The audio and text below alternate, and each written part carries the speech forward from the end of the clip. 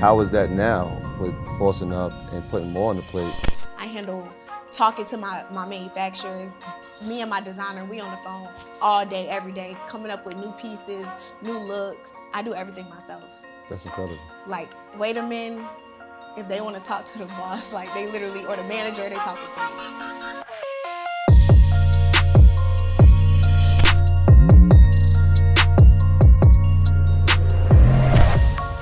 Jayda Cheaves is a natural-born hustler. As a teenager, she started with a t-shirt line, a hair supply company, and most recently has launched her Waydamin brand. Today, she's sharing tips on becoming a boss, managing your brand, and turning influence into capital. This is Assets Over Liabilities or REVOLT. Assets over liabilities. I need one of those. That's easy. That's what I was asking her. Y'all haven't really worked with nobody like me. Humbly, respectfully. Y'all don't work with like legends for sure, but like, you know, younger, a little, you know, I'm in a whole different industry than the people y'all work with. So let's not talk too much now. Because we gotta keep it exactly.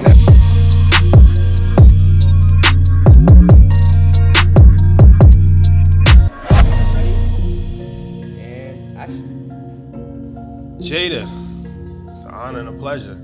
I'm excited to be here. Yeah, I'm excited to have this conversation because I feel like, you know, there's so much stuff that goes on behind the scenes. And a lot of times people like that are famous, that are celebrities, that are influencers, people have one perception of them without actually knowing the full understanding of everything that goes on, and especially on the business side.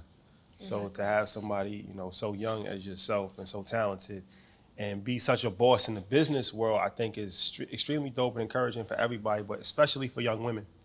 I think especially for young black women, like, you know, it's important to have those role models. So this is going to be a fun conversation. I'm looking forward to it. Yeah, there's a demographic of young adults that were saying we need to see somebody who represents us. And so I think you're the perfect embodiment of that. You know what's so crazy? Yesterday, a friend of mine, she was saying, y'all need to have more women on. He was like, yo, y'all have a lot of men, y'all have a lot of, y'all need to have more women. Yeah, that was the first thing I told y'all when we met. Like, y'all needed me. No, seriously, like, it's good hearing from like a younger person perspective, because the people y'all interview, you know, like they real bosses. Like that's what people look at them as. But to see somebody young like me, it's like, okay, let me hear what she got to say. Yeah, and I think you've come up in the era of social media, and haven't taken the typical approach. We see a lot of people not have the wherewithal to leverage the social media presence, and you've definitely done that. And so obviously they can look at that and say, all right, she's done that.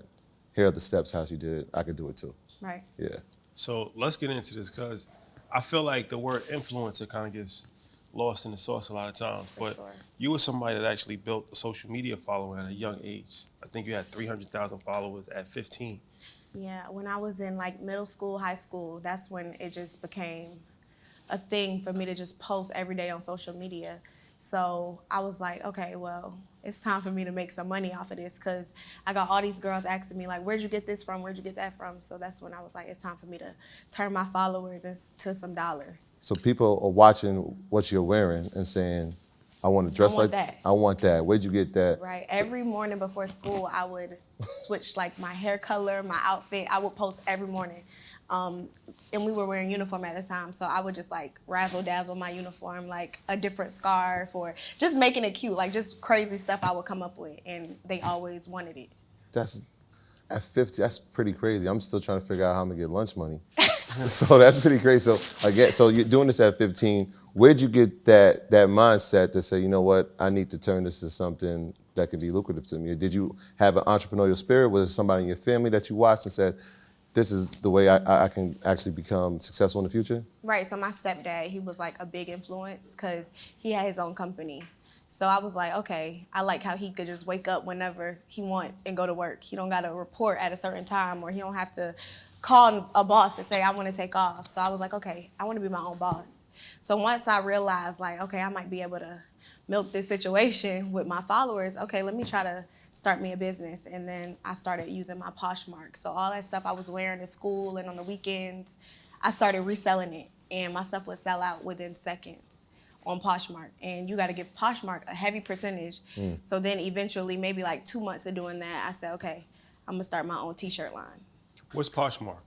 Poshmark is a brand. It's like a Depop. They have a whole bunch of Mercari. Poshmark is one of the biggest ones, though. It's like a brand or a app where you resell stuff that you're wearing. People sell furniture on there. You could sell anything. And I was just selling my clothes on there. And I mean, I kid you not, every time I would post something, instantly sold out. So how did you build the original social media following? It was just all organic?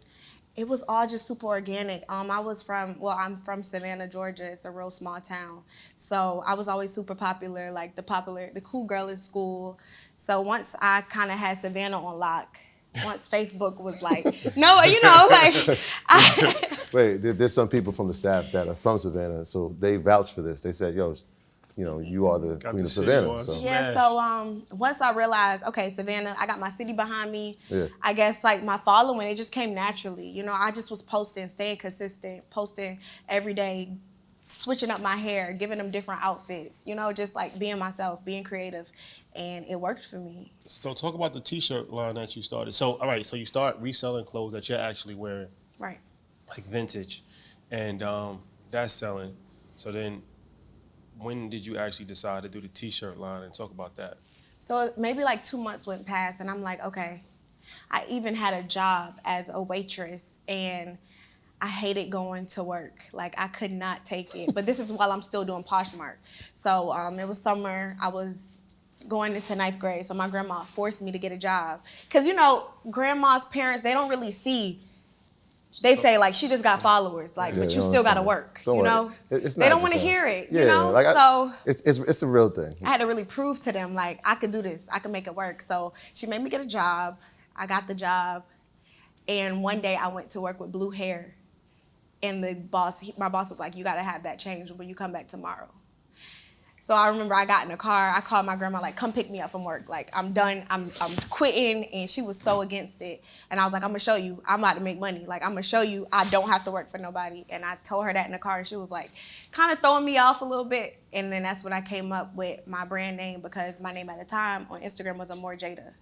So all like my fan pages, people who supported me, they were changing their name to Amore and whatever their name was. So it's kind of like a little movement, like everything was Amore. Like, I was buying heart everything. Like, everything was a heart or love, just everything. So I created my brand, and I named it Amore My Hustle, because, like, I'm a hustler. Like, I like making money, and I got to prove a point to my family to let them know, like, I'm never getting another 9 to 5, or I'm never trying to work for nobody else. And it worked out for me. I remember I sold my T-shirts, and I think I started out with, like, 100 T-shirts, like, nothing crazy, because I still was, like, putting my money from Poshmark into my brand.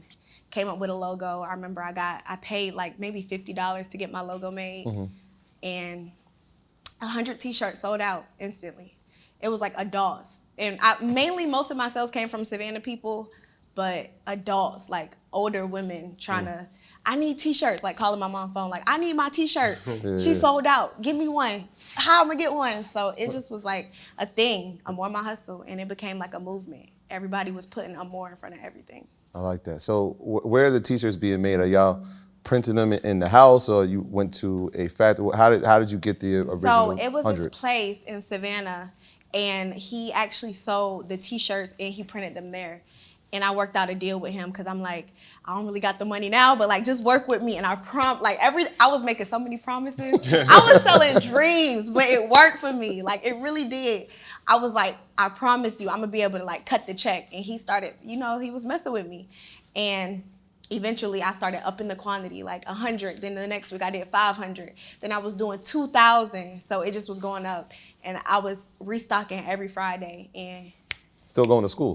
Still in school. Yeah. So then I hired my mom, my sister, and my grandma. And those are the people who helped me get my orders out. Real family business. And all this is when I was in high school. And you was like 16, 17? 16. 16? Yeah, so it was crazy. You just hustling. Yeah. Natural born. Trying to prove to my grandma, like, I told you so. I'm not working At no what more. point did she understand, like, okay, it's legit? After my first drop, I remember showing her, like, this how much I made. And she was like, what? Like, this is crazy. And then she was like, she started feeling it. Like, you really a celebrity. Then we would go out and people like, can I take a picture? So my grandma still like, my mom hip. My mom like, nah, like, that's my daughter. Like, she doing her thing. My grandma, once she started realizing, like, she's like, okay, wow. Like, this is crazy. And then I remember it even became an issue because I graduated high school early, and my grandma was kind of against it because she like, no, like, let her do her senior year. And I was like, I got bigger dreams. I don't want to be in high school and waste a whole year when I'm making my money. I'm doing everything I, dreamed of doing. I don't have to waste a whole nother year in school. Let me just graduate early. So once she saw like the vision and that I was actually doing everything I said I was going to do, she kind of like, all right, let her graduate early. Were there any bumps in the road as you're doing it? Because a lot of times people will start a business, and when they get into it, they learn on the fly. And so I'm thinking at such a young age, obviously some of these things might be new to you, profit and loss and margins and manufacturing inventory. Were there any bumps in the road? I mean, heck yeah. I mean, I made more bumps than anything. Like, I went through so many or took so many losses. It's crazy, like, to even sit here and talk about it. I could talk about the bad all day. But I learned from everything. And I think the most hardest business that I did have was my hair business, because I started that as soon as I kind of got like tired of selling t-shirts. I was like, all right, what's next? I started selling hair, and that's when it was like... Life changed. It was life-changing, but it was also a really, really, really, like, it was tough for me because PayPal at the time, that's what I was using. You went from having $20 transactions to having $250 transactions.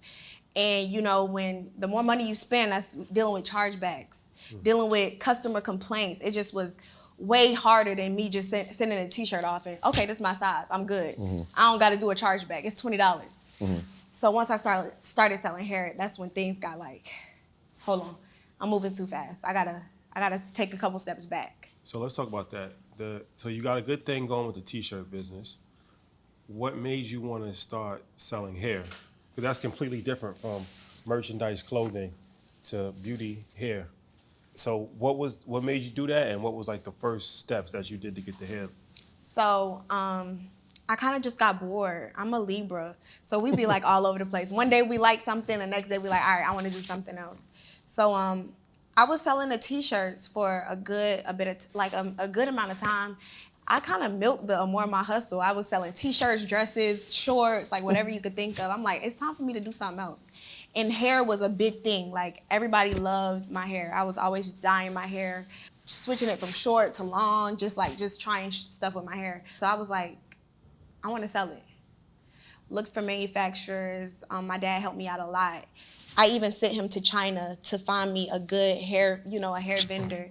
And he found one for me, and then it just became so much because I was selling so much hair that it just kind of grew out of my hands. Mind y'all, I'm still doing all this stuff in my mom's house.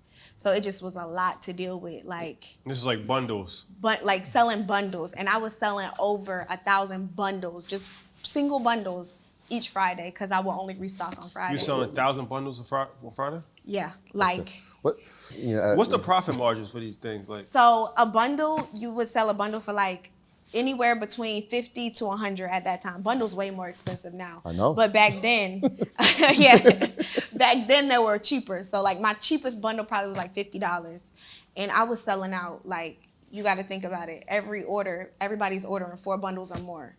So it was just a lot. Like, my mom's house looked like a factory. We had hair everywhere, boxes everywhere. Like, her whole downstairs, when you walk in the house, it looked like a sweatshop. It was crazy. And this is you getting all from China? Everything was coming straight from China. What's that conversation like? Because I could imagine like my daughter telling me, Daddy, I need you to go to China to get some bundles. So like, are you pitching him the idea, and is he automatically like, I believe in you, I'll do it? He's automatically with it because they had already seen all the orders we were getting out with the t-shirts, And my family was real hands-on. Like, they knew everything, I was a kid. I wasn't even old enough to have a PayPal account, for real. So they had to approve everything I was doing. So when he realized that I could make this amount of money, he like, okay, well, hell yeah, like, let's sell hair. It's nothing. Give me the flight. I'm going. I'm going to call you because I couldn't just leave. I was in school still. So I couldn't just leave and go to China for 2 weeks. I was in high school still, so. Father of the year right there. So like how are we determining like the textures, the type, like are you studying hair before you get into the business? So before I even started selling hair, I did 3 months of just me testing out the hair. So I was just wearing it, dyeing it, taking it out, washing it, just doing everything, frying it to see how many times I could straighten this hair and it's still gonna have the same texture. So I went through a good 3-month process of me just making sure that the hair was perfect. And a problem I did run into, and this is where it started getting like bad reviews, a lot of chargebacks, because Chinese vendors, no shade to them, but when they see you spending that money, they're gonna just send you anything. So they saw that each Friday I'm putting in this big order, I'm sending them all this money. So in order to fulfill my needs that I needed for my business, they just started sending me bullshit. I mean, like literally. It was so bad, but every time I would try to hair, I wouldn't have the problem. So they knew, because I would always get my hair before I put a new hair on the website or something. They knew to send me the good hair, the good sample hair. Yeah. So a couple of my customers, not all of them, but maybe like out of 500 orders, a good 12, 15, terrible hair, unsatisfied. So I started seeing this more and more each drop, and it started becoming like out of my hands. So I just said, fuck hair. Like, I don't even want to sell hair no more, because it just was a lot to deal with at the time. And I'm like, I don't want people to think I'm trying to fuck them over. Whole time, it's not even me. I'm sending out their hair. I'm doing everything I'm supposed to do, packaging y'all stuff, making sure that I get y'all orders out in a timely manner, promoting my marketing. Everything was like top tier, because that was always something I was into, social media. Like, I could sell anything. So it was never a problem selling the hair, but once the people started getting the inventory in their bundles, and I started getting so many complaints, I was like, okay, I gotta reevaluate. It's time for a whole new manufacturer. It's time for me to really take a step, and because I can't, you'll fuck your face card up if you just keep like trying to make money. That's a ball. No, like for real. That's a ball. So I just chilled for a long minute before I could like get, you know, a good vendor and really trust another Chinese manufacturer, because they'll really fuck you over. Like, as long as you got that money.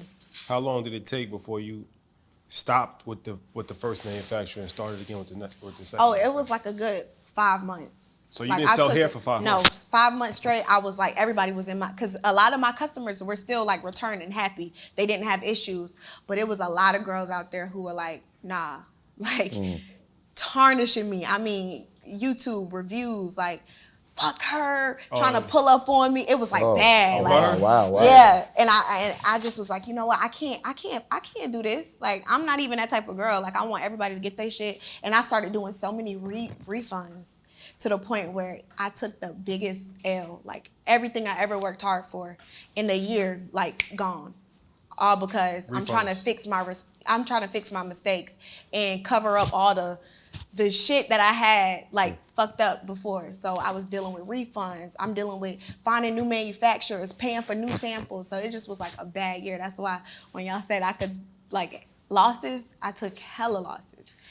How did that feel as far as you being a teenager and having to deal with social media, people bashing you, YouTube? Like, that's tough for adults. Like, how did that feel, like, psychologically to deal with? It was a lot, like, and that's why I kind of just shut down for a good 5 months. Like, I didn't even want to post. It was so bad, because I'm like, damn, like, mind you, I'm still in the process of going back and forth with my vendors. Like, why would y'all do this to me? Like, look at the hair. I'm having my customers who weren't satisfied send the hair back to me so I could send it back to my manufacturers to show them, like, this girl not lying. Her hair really shedding. Her hair, when she tried to dye it, it crumbled up. Like, just sending me anything. So it was just it was a lot, like mentally, physically, everything. I just was like, I want to break from all this shit. Like, a lot of times I always tell people with these manufacturers and vendors, you can't really trust them. Like, and I kind of fucked up too, not doing damage control, not checking each bundle. I just was trying to move too fast. And that's why my business now, I made sure it took me, since when I got pregnant, I stopped selling everything completely. And I just recently started my business, and my baby just turned 3. It took me all that time to say, I'm doing this shit right. I'm getting me a warehouse. I'm not keeping inventory at my house. I'm not keeping inventory at my mama's house. Like, I want to do this shit the right way. So I saved all my money, and I made sure Waydamin, like it's no room for mistakes. I hired employees. I got an actual warehouse. All my inventory is in stock, like real manufacturer. I pull up on them. They making stuff exactly how I want it, measurements. So I did it the right way this time. Yeah, you done bossed up. Yeah, I bossed up completely. As you're saying it, and that's something that we've actually gone through, where we actually were having the inventory inside of like somebody's house. Yeah. And then it starts scaling, and you're like, well, we don't have any place to put this because people are still living. Then we turn in bedrooms, and so it became the situation where we got to warehouse this somewhere. So at the peak of it, as you're selling out every Friday, and obviously you're still going to school, how profitable is the business, right? On a month, like, are we now doing profit and loss and saying, wait, maybe college isn't going to be the thing for me, right? Like, maybe this is the last time I'm going to school. Like, what are the conversations that you're having with your family as the money's starting to come in and you're hiring family? Right. So it became to a point where I started paying the bills, like, because my mama let me use her house. She letting me do whatever I want to do. She helping me do my orders. All right, light bill, electric bill, all that, I'm gonna cover it. Like, whatever y'all need, I'm gonna make sure y'all good. And really, when I decided that I wanted to graduate early, that was my way of telling my parents, like, it's a wrap for me. Y'all see what I'm trying to do. This is what I'm on. And college never really was in the equation, because even when I was like a little girl, elementary school, I always used to tell my family, I'm gonna be famous. Like, I'm never gonna have to work. So they kind of knew I hated school. Let me just put that out there. I hated school. Hated high school, hated middle school. Like, it just never was my thing. That's why I always used to tell myself, like, I gotta be my own boss. Cause I hate the books. I hated tests. I hated all, but I was a straight A student. It just was never my thing though. Like, I used to dread going to school every day. So let's talk about the Waydamin clothing. You started that in September 2021, I think. Right. So, all right. So the hair, you had a bad experience. You stopped, but you started again. Then you stopped. Within the same year. Within the same year. And then I stopped. Then you stopped. Completely. So my first question is, why did you stop the second time? The second time, I just was like, this too much. Too much? It just was too much. Mind you, at this time, I didn't really have a team. It was me, my mom, and my sister making this work. So the business kind of, and it's my fault too, I let the business grow out of my hands. I didn't really have the knowledge that I have now. Back then, my dad didn't know much. All he knew was, I'm gonna do whatever you say. This hair is good, found your vendor. All right, she got the rest. And I thought I knew it all back then. So it kind of like I think it was God's way of just saying, like, try something else, because you're not getting it. So I'm gonna shut it down for you, you know? Yeah. And I was like, it's something else. Something's better. Something better is coming. So I kind of stopped selling hair. Well, I did. I completely stopped selling hair, and I was like, well, I'm chilling. I started doing marketing Mondays. So now that I'm not selling hair, I could talk to the girls and school y'all on how I got to where I'm at. Because I was always thinking of ways, like, how I'm going to make this money. Now I don't have no link in my bio. What's next? Like, I got to figure out a way to. So now I'm not selling nothing.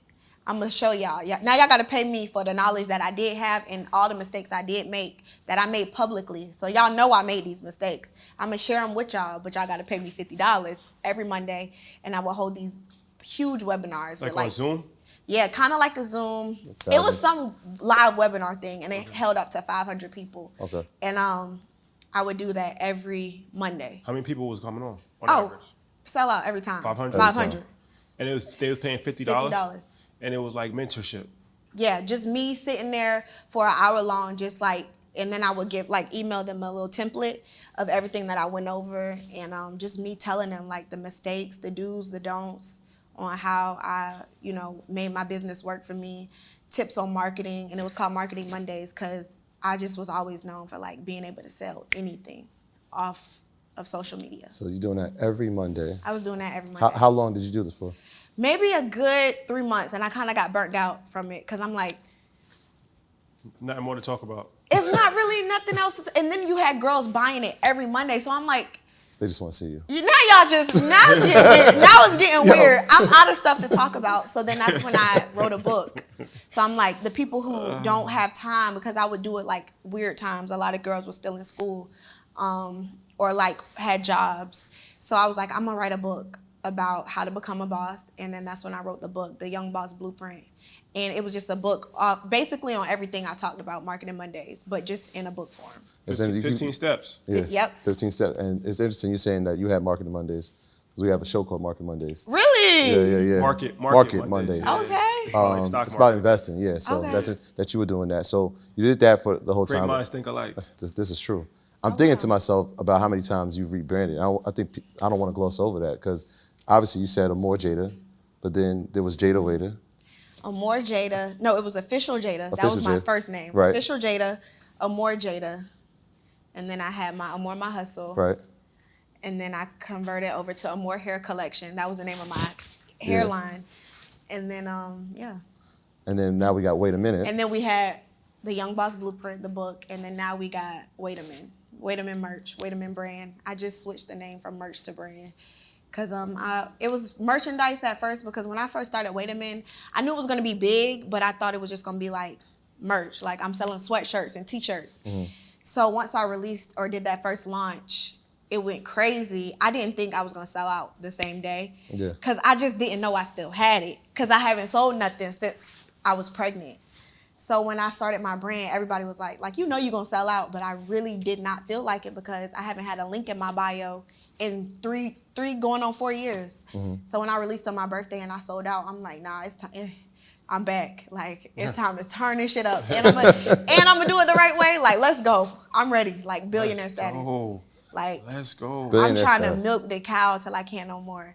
So once I did that first launch, I mean, I knew it was going to be big because I already had my warehouse, my staff, but I just didn't know it was going to be like. So talk about that, like as far as getting the warehouse, getting the staff, doing it right, having the foundation in place this time. Who helped you with that? How did you put that in place? What are some of the staff that you had to hire to kind of put that in place? Like, so I decided I wanted to start my business. After I had my baby, I kept saying I'm gonna start a business, and I'm gonna do it the right way this time. No mistakes, no nothing. So that whole time, I kind of was just like plotting on how I'm gonna do it this time. I didn't have a name or nothing. I just knew I wanted a business. Like, I don't know what I'm gonna be selling. I don't know. I just know I'm gonna do it right. And when I do it, it's gonna be done the right way, and that's gonna be my real money maker. Mm-hmm.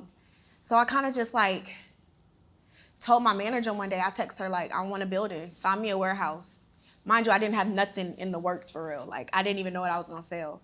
We were looking for warehouses for a good 6 months, just trying to find the right place in Atlanta. And a lot of the places in Atlanta, they real strict about who they let get in these buildings. They don't really want young black people, to be honest. They don't want young black people in a building. So it took a long time for me to really find something and let somebody say, okay, I'm gonna let this girl, because at the time I was 22, I'm gonna let this 22-year-old girl get this building. Found the perfect place, and I got a contractor to come in, and he just started knocking walls down and making it like my dream space. And in the middle of all of that, I really decided maybe the first time I met to pay him, I said, I'm gonna name it Waydamin. I started getting logos made, everything made in the process of him starting to work on the building. Mm-hmm. Everything was just in the works. I didn't have nothing. So I really just had a building off of good faith. I had to just make something shake. But I like working like that because it made me really get on it. Yeah. If I just don't have a plan, I just got to do it. So it worked for me. I came up with the name Waydamin from my Twitter account at the time. That was my name on there. Yeah. And it was kind of catchy. Everybody says wait a minute, wait a minute. So I was like, all right, I'm gonna make this a brand. It worked for me. So what is encompassing inside the Waydamin brand? Because obviously you've done the merchandising, you've done here. What are the things that are inside of this brand that's separated from the other ones? So this brand is more like loungewear and just everyday pieces that every girl need in a closet. You know, before I was selling regular boutique stuff. You could, when I did have my boutique, it was just everything that the Chinese vendors were selling. Mm-hmm. This time, I have an actual manufacturer who's making my designs, what I want, how I want it, my measurements. It's perfect. And even when I did my first launch, I ran into some issues because all my stuff was made for my measurements, and I'm short as hell. So all the tall girls, a girl even went viral. All the tall girls who was buying my merch, they like making videos on TikTok. Like the pants were too short. So and then I got a little bit discouraged because I'm like, damn, I did everything right this time. And I'm still running into problems like I did when I had my hair business. Yeah. But I was like, you know what? Small thing to a giant. I fixed everything. I refunded the people who had issues.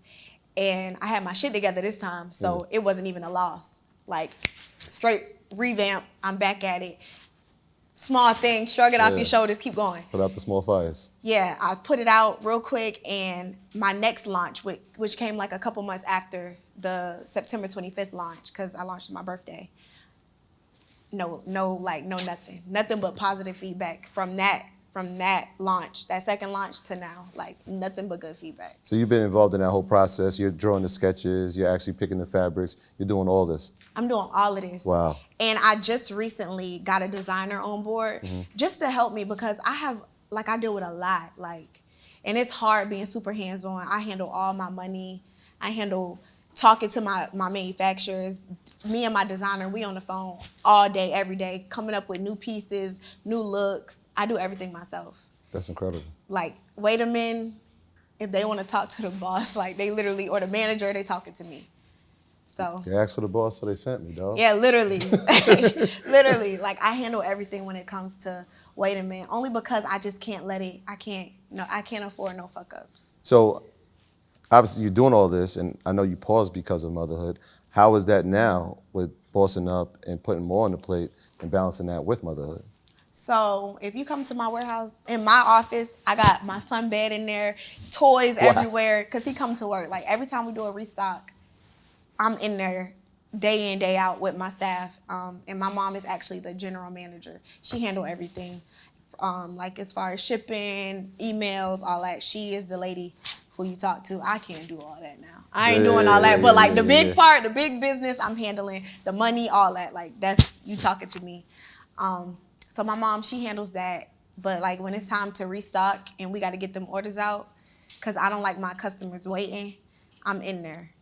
You would think I'm an employee. Like, we in there from sun up to sundown. My son, you better camp out. He know the routine. He go straight in, walk in the warehouse, go straight to the bed, turn on the TV, he be chilling. Like, it's really no such thing as balance when you're a mom. You got to just make it work.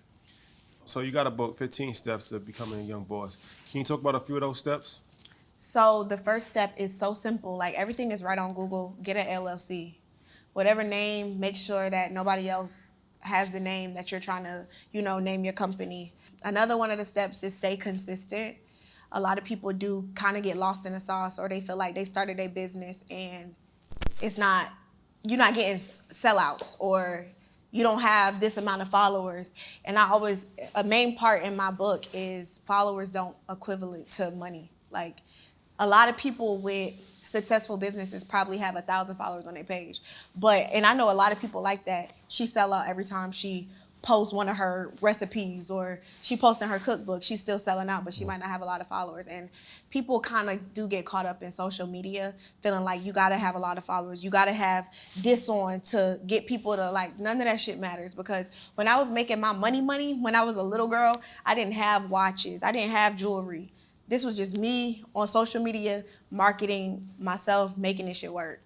So a lot of people do get kind of lost in the sauce, and none of that stuff really matters. Okay. So you're an author of that book, but you also wrote a book with your son? Or? Right. So, he can't write a book. Well, but he is the main character in the book, and I wrote just like a little rhyming book for him. It was my gift to him for his first birthday, and it's something that I just felt like was needed, because we always read books. Like, that's our thing. Every night before bed, we reading a book. He'll just bring a book to me out of nowhere. Like, can you read this to me? So I'm like, you know what?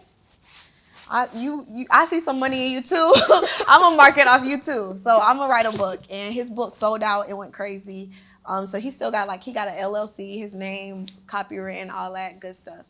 And it's something I actually do want to make a series. Like, I want to keep writing books for him and keep it going. Oh. Start him a whole business too. Why not? before you even knew it. Right. So Right. brand partnerships, let's talk about this. I know you've worked with Kiss and Pretty Little Things, and it's very popular for social media influencers and people with followings to work with brands. How do you know which brand you want to work with? How do you know like this is a good rate, this is a fair rate? How do you know you're not getting taken advantage of? Like being young, how do you know that? So I have a manager who kind of like handle when it's time to talk numbers, all the big stuff. But she bring everything to me and say like, hey, is this something you want to do? So over the past like year, we stopped doing like promos for smaller businesses only because it's like, it's a lot to deal with when you have a smaller company. So lately, my most recent deals have been with like bigger brands, and dealing with bigger brands, even though it's me dealing with less people, is way more money involved because it's not oversaturated with a whole bunch of different companies. So I work with Kids. That was a real big deal of mine. And also Pretty Little Thing, it was like more of a collaboration. So I got to pick exactly what I wanted in my collection. And it's just easier, and it's way easier on me because I don't have to post all that stuff 1,000 times a day, like where it is, or tagging this, tagging that. So one thing I do like about how we operate over like just me, my brand, and everything we do, everything I promote, I genuinely like. Like I'm not just putting on this dress and saying go buy it because I don't work like that. Like I always tell her, if it's not something I'm gonna walk in a store and buy with my own money, I'm not putting it on my page. I'm not gonna lie to my followers. So everything I do promote, I genuinely like. And if it's a company I'm working with, I genuinely like.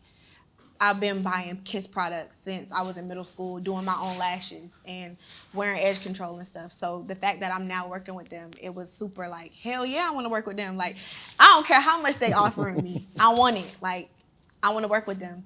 I actually like the brands that I do work with because it's genuine, you know? I don't have to fake that I like the product. I actually like wore Pretty Little Thing before I started working with them, and I genuinely like Kiss products. So Yeah, even at this level of success, are you still the person that's handling all the marketing on your social media, or is it somebody that is doing that and you're just okaying it? Because consistency is one of the things that people lack. Right. You've been consistent, which is why you've seen the level of return you have. But at this level, are you still the one hands-on doing it? yeah, I do everything. So everything you see me post on my page, my business page, my son's page, I handle all of our stuff myself. I just feel like nobody know how to market how I market. And my followers, they've been following me since I was such a kid that if I was to hire a team, they're gonna be like, we know this not Jayda. So I feel like I have a genuine relationship with my followers to the point they feel like they know me. They would know if somebody else is running my Instagram just by like how I talk, how I post. So I don't ever think I would get to the point of me leaving marketing over to somebody else. Like, nah, I like how I handle it. How important is social media? Because that's been the catalyst of our success, is social media, Instagram. And I run the Instagram page for us, and I spent like years like on social media. I don't think people really understand, like, it's not something that you could just randomly do. Like, you have to understand it. You got to know when the algorithm changes. You got to know what's popping, what's changing, what the latest trends are. How much time do you spend studying social media, and how important is social media for today for entrepreneurs? I feel like right now, social media is just like the biggest platform. It takes over TV, radio, word to mouth. Like it's just the biggest platform you have. It's super powerful to entrepreneurs, influencers, business owners. If you have a brick and mortar, it's important. Like everybody needs social media. People are still successful without it, but I just feel like now everybody is so phone and internet savvy now. It's just like if you're not hip to social media, you're missing out on a lot of money. Thanks. So obviously you talked about getting your warehouse, and so you're making profits from the clothing line, the brand. I don't even want to call it clothing line, the brand. Are there other things that interest you as far as investing the money, right? Because one of the things I could feel the natural born hustler in you. Making money while you sleep is one of those things that we all try to aspire to do. So there are other things that you look at as investments that say, that's my interest, I want to learn more about that in the future? So it's like stocks. That's something I really want to get into, but I just haven't had the time to sit down. But I really want to start, because right now all I'm doing is reinvesting back into myself, my merchandise, my brand. But for me to be able to say I want to get into stocks and stuff, I feel like that'd be like a whole different ball game. Because like right now I'll go and spend all this money on a Birkin, but it doesn't lose its value. So that's my way of kind of like buying stock for real. It's like that's my investment. Chanel bags? My Chanels, my Birkins, like my jewelry. Yeah. That's my investment. But Yeah. getting into stocks is a different, like, you got to be hip. Like, it's a whole new world. No, seriously, it's a whole different world. Yeah. But I want to get into It's it. just education. Like, I feel like, like anything, once you get educated, you realize it's not that complicated. Yeah, but it takes a lot of education. You can't just get into it and not really know. How? It's not that hard. We'll talk after this. We'll do it. Yeah, but I mean, even you saying it is encouraging, right? Like you said, you have almost 7 million people that follow you. And so them hearing you say that now draws their interest into it. So over the pandemic, we saw millions and millions of new people come into the space. A lot of them African Americans, the largest influx maybe in history, right? Of people coming into the space. So that's encouraging, right? Because your mind is saying like, all right, I know that's an asset class that we can make money in. I want to learn about it. But I don't want to discount the fact that you're saying like, I'm buying these bags or I'm buying this jewelry because they appreciate. Right? You keep them in good condition and they appreciate over time and it becomes an asset. Exactly. Yeah, so we don't want to look down on that either. So that's dope that you have that mindset. Right, and the thing with me, when I like do something, I want to like really know what I'm doing. So that's why I haven't just jumped into like buying stock yet, because like I like to study. I like to really know, like, in anything I do, I want to be the best in it. So if I do start doing stock, I'm gonna make sure like I'm hip, I'm talking to the right people, and I know exactly what I'm doing with my money, because I don't play about my money. Like I don't play about it. So Kylie Jenner, Rihanna, they have two things in common. They're both billionaires, and they didn't do it from what people probably thought that they would have done it from years ago. They did it from beauty lines. Is that something that you're interested in as far as cosmetics, beauty lines? So that's actually like what's in the works now for me. I want to get into like makeup, skincare. Like I done collab with different brands as far as skin and stuff like that, but I've never done it myself. And it's nothing like your own brand. So yeah, I could promote brands all day long, but that's just like me selling clothes or promoting other people's brands. But like my followers want to buy Jayda stuff. They want to see what Jayda is selling. They want to click the link in Jayda's bio. So I feel like that's next for me, getting into like the makeup world, the beauty industry, because I feel like that's what's missing right now. Is like a brand from Jayda in the makeup world. Yeah, that's what I said. I figured I don't see anything that you can't do. You have the mindset. You obviously have a following that is dedicated and loves what you do. Waydamin Cosmetics. That's gonna be hard. Yeah. So obviously you're onto something. Trademark it. Trademark. Call the trademark lawyer. So you've gotten to this point and you're still so very young.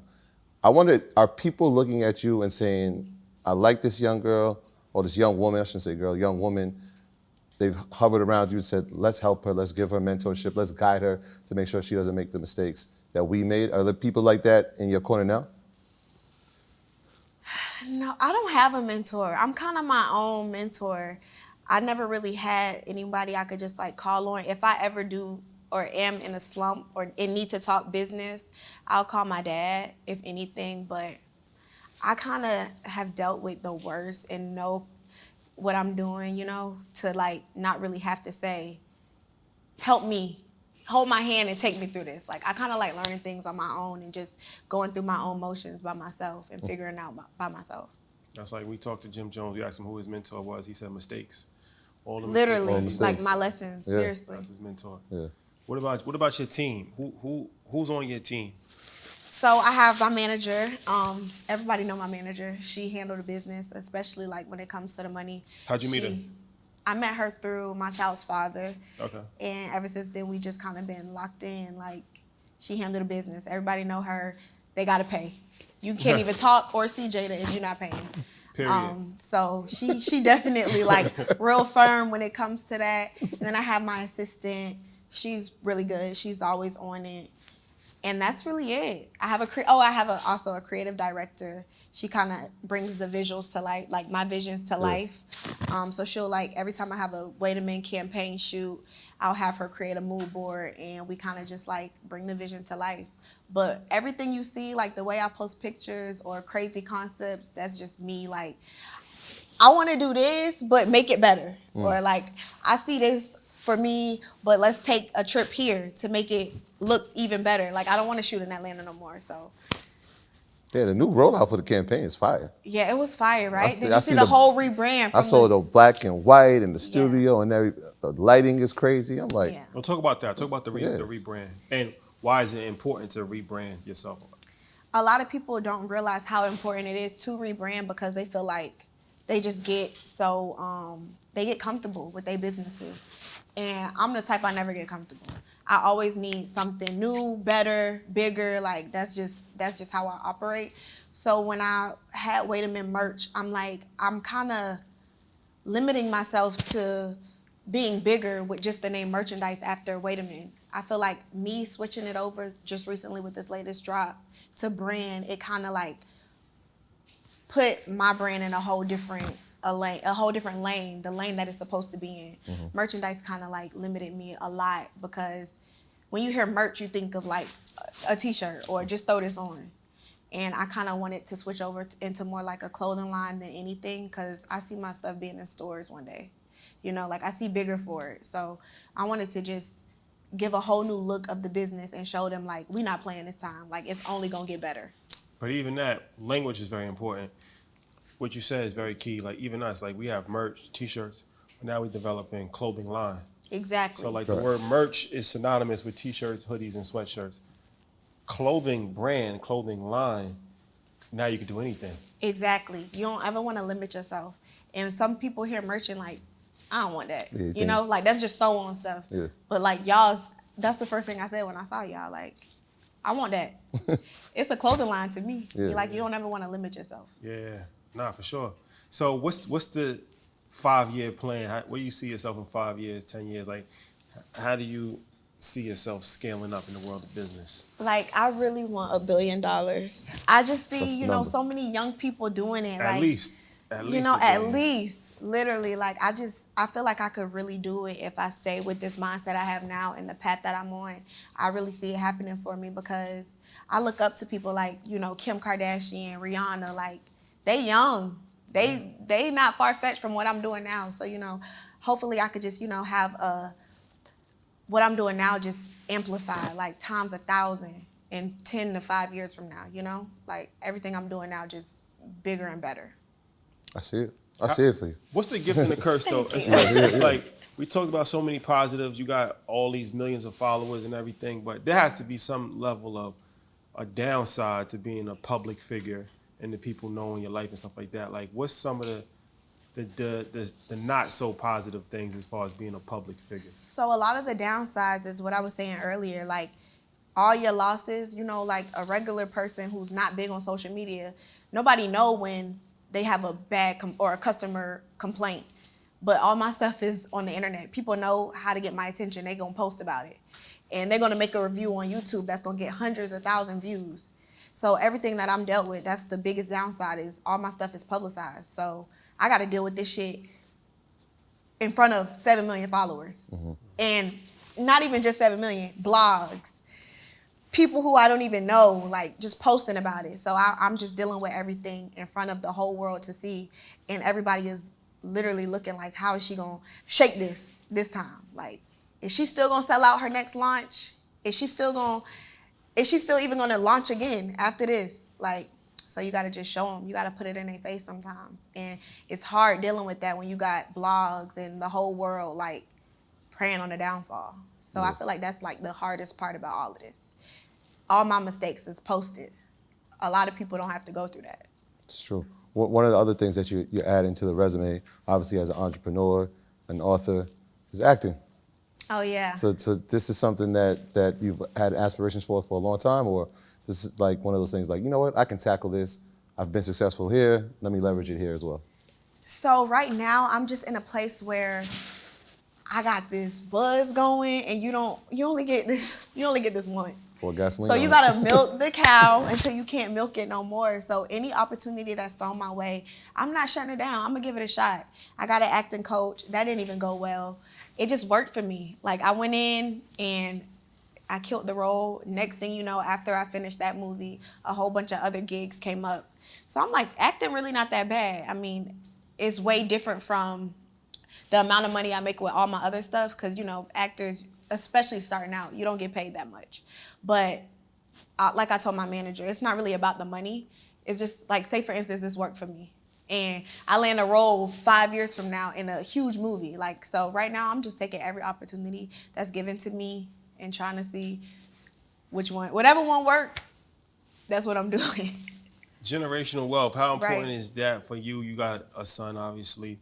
How important is that for you to, you know, make moves not only for yourself but for his future, and educating him, and, you know, as far as like watching his mom, you know, grow in the world of business? Do you think about that kind of stuff? Yes, I definitely think about it. And that's just like why I made him a book, for instance. Like, all that money is still sitting in his account, just waiting, you know? So I'm always trying to figure out ways how to just like build for him to where when he get older, he like, damn, my mom had her shit together. Like, that's what it's about at the end of the day. And even now, like, I don't really know if he know for sure, like, who I am or who his parents are, but everything he do, I'm like, clean up your toys, you have to work for it. Like, I'm not just showing him this life. Like, I make him work for his stuff. So you want $5? Go do this. Help mommy with this.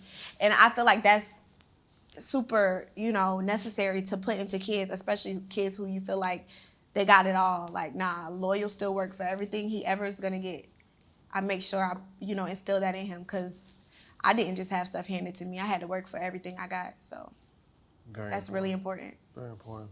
There you have it. Yeah, man, this has been incredible. And I like I said, and I mean it sincerely, like, just listening to you talking and following your career, I really feel like there's nothing that you can't tackle because of the mindset that you have now. And I'm looking forward to see where it's going, because, like I said, there's plenty of avenues. Obviously, invest in real estate, because when I'm hearing about the warehouses, I see them growing into other states, maybe other countries, and now bigger than just a brand, it becomes a real estate play for you too. So Right. I'm excited to see where you're going with this. Yeah, I'm excited too. There you have it. Well, thank you for joining us. This is really a dope conversation. Many blessings to you on your journey. And if there's anything that we can do to help, if you need any stock help, anything like that, feel free to Yes. reach out. It's always encouraging to see, you know, young bosses doing their thing and not making excuses. So Yeah. I really appreciate the time. And thank you. Yes, thank y'all for having me. I really enjoyed this.